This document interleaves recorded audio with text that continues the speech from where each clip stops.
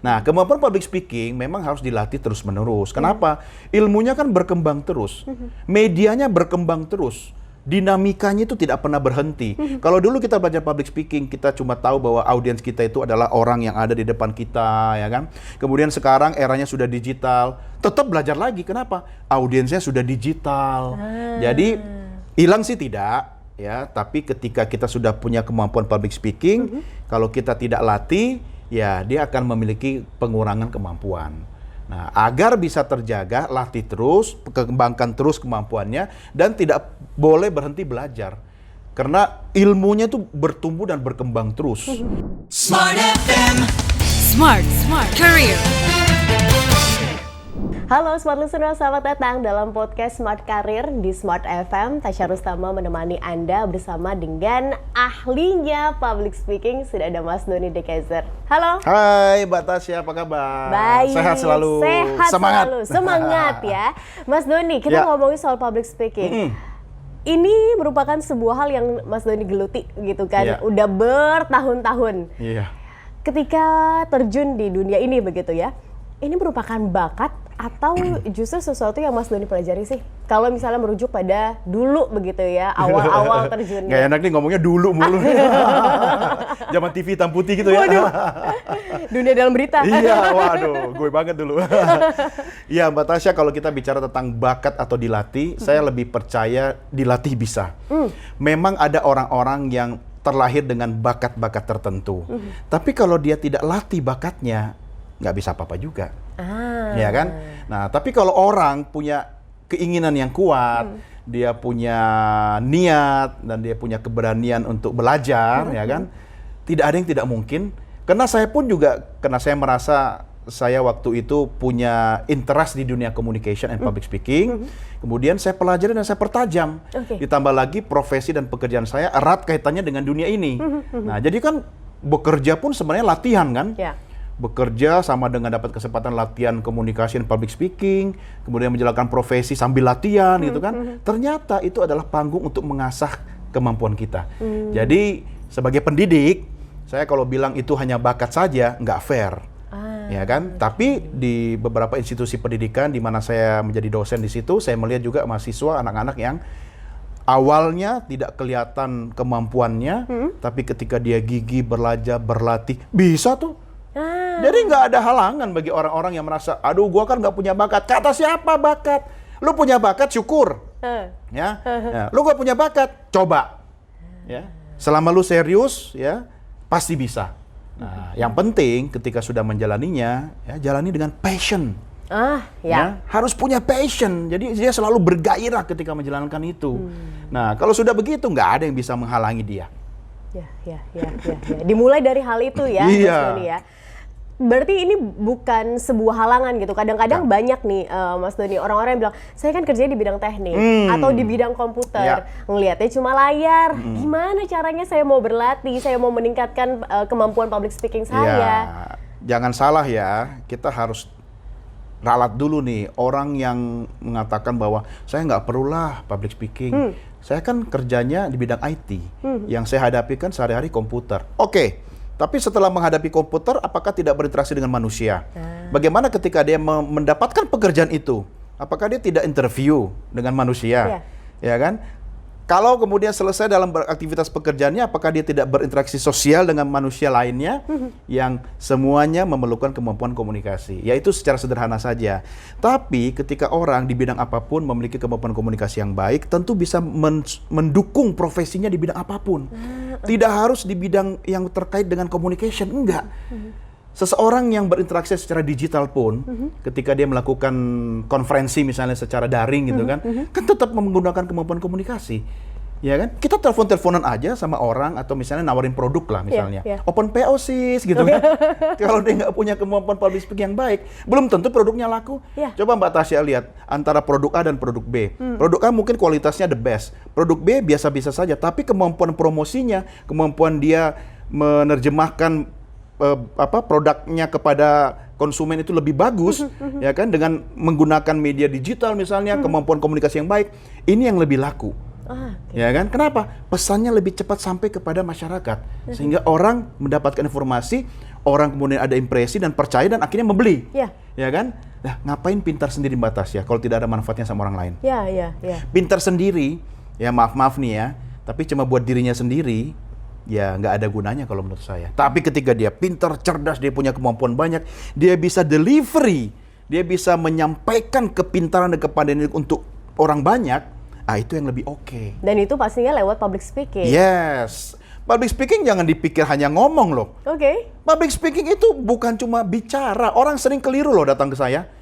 Pak, tolong saya diajarin public speaking. Kenapa? Saya kayaknya suka bicara. Ini yang salah. Oke, ini menarik nih. Salah. Menarik. Iya, kenapa? Karena untuk menjadi good public speaker, dimulai menjadi good listener. Oh iya? Yes. Kalau kita mendengar, maka kita akan mendapatkan banyak hal baru. Kalau kita berbicara, maka kita hanya mengulang-ulang apa yang kita sudah tahu. Jadi kalau mau jadi orang, khususnya menjadi public speaker yang hebat, perbanyaklah mendengar, bukan ngomongnya. Ya. Nah, banyak yang keliru. Ketika orang asal ngomong saja, terus kalau kita ngomong nggak ada yang dengar, ya apa gunanya? Ya kan? Nah, itulah untuk menjadi seorang public speaker yang baik, dia harus memulai dari menjadi pendengar yang baik. Tidak ada pembicara yang hebat kalau dia tidak menjadi pendengar yang baik. Baik. Dalam hubungan rumah tangga, Ya. suami dan istri misalnya Mbak Tasya, pasti ada yang lebih talkative, ada yang harus jadi listener. Iya, benar. Kalau dua-duanya bicara mulu, ya kan, ya itu akan berakhir di pengadilan agama. Ya kan? Tapi ketika saya di luar rumah menjadi pembicara, sampai rumah, Assalamualaikum, saatnya menjadi pendengar. Karena the real public speaker is my wife.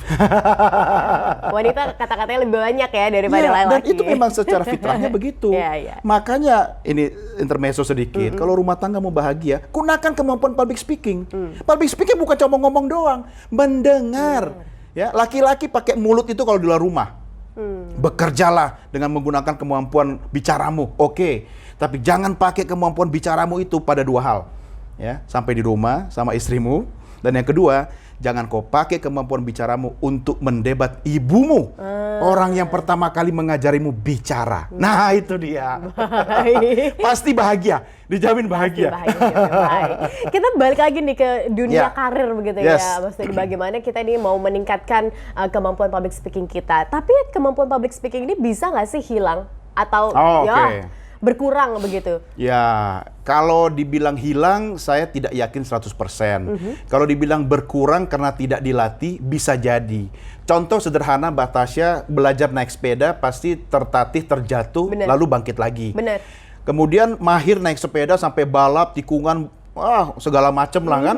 Sudah kayak si pembalap siapa itu? Yang Rossi. Ya kan? Valentino Rossi gitu kan. Sampai tikungan mau dikasih nama Rossi kan. Nah, tapi kemudian Mbak Tasya dalam waktu tertentu karena mungkin bertugas di sebuah daerah yang tidak memungkinkan naik sepeda, akhirnya bertahun-tahun nggak naik sepeda. Ketika kemudian naik sepeda lagi, perlu latihan lagi nggak? Perlu, tapi kagok. ya, tapi sudah tidak jatuh lagi kan, cuma tidak luas. Nah, kemampuan public speaking memang harus dilatih terus-menerus. Kenapa? Ilmunya kan berkembang terus, medianya berkembang terus. Dinamikanya itu tidak pernah berhenti. Kalau dulu kita belajar public speaking, kita cuma tahu bahwa audiens kita itu adalah orang yang ada di depan kita, ya kan? Kemudian sekarang eranya sudah digital, tetap belajar lagi. Kenapa? Audiensnya sudah digital. Jadi hilang sih tidak, ya. Tapi ketika kita sudah punya kemampuan public speaking, kalau kita tidak latih, ya dia akan memiliki pengurangan kemampuan. Nah, agar bisa terjaga, latih terus, kembangkan terus kemampuannya, dan tidak boleh berhenti belajar. Karena ilmunya itu bertumbuh dan berkembang terus. Ya kan? Sama dengan ilmu komunikasi itu sendiri sebagai mamanya public speaking. Ya kan? Public speaking pun juga berubah terus. Nah, jadi kalau kita jaga itu, komitmen kita pada dunia public speaking, kita konsisten, kita pelajari terus, saya percaya tidak akan pernah menghilangkan kemampuan seseorang. Gimana cara ngelatihnya, Mas Dodi? Dengan ngomong gitu ketika banyak orang, orasi kah atau gimana nih? Ya enggak juga, apalagi orasi di pinggir jalan, ntar diangkut sama dinas sosial, ya kan? Dianggap nggak waras gitu. Banyak cara. Kalau saya kan aktivitas sehari-hari di dunia komunikasi, jadi saya anggap itu sebagai latihan rutin. Ya, ketika kita di bidang broadcast bisa berlatih sambil melakukan tugas. Bagi teman-teman misalnya di dunia profesi entrepreneur, ya kan, dia bisa kemudian apa istilahnya ketika dia ingin mempromosikan produk atau jasanya, itu juga latihan public speaking sebenarnya. Atau misalnya ini tahun politik ya, banyak orang yang ingin maju sebagai calon anggota legislatif, calon kepala daerah, termasuk calon presiden. Itu kalau nggak punya kemampuan public speaking yang baik, gimana orang mau lihat? Ya, benar. Ya kan? Mungkin orangnya ganteng, cantik, tapi pas ngomong dane. Iya kan? Gimana dia bisa menerjemahkan programnya ya kepada orang kalau dia tidak punya kemampuan public speaking. Nah, kalau dia udah punya kemampuan public speaking, dia sampaikan, baru orang mau percaya apa enggak kan? Kalau kita nggak bisa sampaikan dengan baik, pasti orang nggak percaya. Kita sudah nyampein pun 50% bisa saja orang nggak percaya. Nah, makanya public speaking itu harus advance, ya, harus ditingkatkan terus. Ditingkatkan terus. Iya. Di mana kita tahu kita sudah sampai di level berapa nih, Mas Doni? Kalau bicara standar, memang beda-beda. Negara memiliki standar, ya, melalui BNSP. Ada level-levelnya. Asosiasi juga memiliki standar. Secara sederhana, di masing-masing profesi pekerjaan kita bisa membuat standar. Contoh, kalau saya sedang berbicara di depan mahasiswa, atau saya sedang berbicara di depan forum profesional, ya hasil dari pembicaraan itu kita bisa lihat responnya. Ya kan? Ya minimal kalau kita lagi ngomong itu, berapa persen sih orang yang kemudian mengangguk seperti ini? Anggukan pertama itu kan naik turunnya stabil, ada senyum. Hati-hati dengan anggukan kedua, Mbak Tasya. Kenapa tuh? Sama kayak pertama, naik turunnya sama, tapi iramanya nggak teratur. Turunnya pelan, naiknya cepat. Kalau disertai mata yang sayu. Nah, kalau sudah lebih banyak yang anggukan kedua, ada yang salah dengan cara kita menyampaikan presentasi. Ya kan? Dan kita bisa mengukur misalnya kalau saya sedang mempromosikan sebuah produk, atau saya sedang mencari investor, atau saya sedang menjual sesuatu, ya kan? Laku apa enggak? Hal sederhana, Mbak Tasya, ketika ke pusat perbelanjaan, pasar swalayan, masuk ke mall, ada orang sales representatif menawarkan brosur produk mobil. Ya kan? Kalau kita ditawari produk mobil, kita harusnya bangga loh. Iya, kenapa? Dia diajarin untuk, lu jangan asal nawar, jangan asal ngasih brosur. Harus lihat-lihat orangnya, kira-kira mampu beli apa enggak. Ya kan? Jadi kalau ditawari brosur mobil atau rumah gitu kan, ya harusnya terima kasih Mbak, gitu kan. Ya bawa aja, kita hormati profesinya gitu kan. Dan dia kan ditarget, berapa banyak yang closing dia dari aktivitas canvassing seperti itu. Ya kan? Kalau dia memiliki kemampuan public speaking yang baik, pasti cara menawarkannya pasti bagus dong. Ya kan? Nggak asal-asalan. Dia akan menyimak dulu calon targetnya. Ya kan? Dari jauh dia udah senyum, ya kan? Dia tidak pernah jualan sebenarnya, tapi dia menawarkan solusi. Jadi public speaking yang baik dalam dunia marketing itu bukan jualan, kasih solusi. Nah, ujung-ujungnya berapa banyak dia goal atau deal atau mencapai target, itulah alat untuk mengukur kemampuan public speaking seseorang. Jadi bisa digunakan di berbagai bidang, berbagai sektor, tinggal hasil akhirnya dilihat. Kalau tidak mencapai target, ada yang salah. Dari mana? Dari hulunya nih. Kita lihat dulu nih. Ya kan? Nggak bisa dong ujuk-ujuk kita lihat, ininya kurang benar, memang customernya rese gitu kan. Nggak gitu. Ya, belum tentu salah customernya. Mungkin salah kita cara menawarkan produknya. Begitu, Mbak Tasya. Baik. Oke, smart listeners, itu dia insight untuk Anda dengarkan gitu ya. Semoga bisa diresapi dan juga didengarkan. Karena tadi public speaking itu merupakan sebuah hal yang penting gitu, dan pernah juga Mas Doni mengatakan bahwa ketika kita mau bisa untuk public speaking, kita harus mulai untuk mendengar. Yes, be a good listener. Be a good listener, itu basic yang sangat penting. Pastikan Anda dengarkan podcast-podcast kami lainnya, dan sampai jumpa. Smart FM, Smart Career. Make your future better.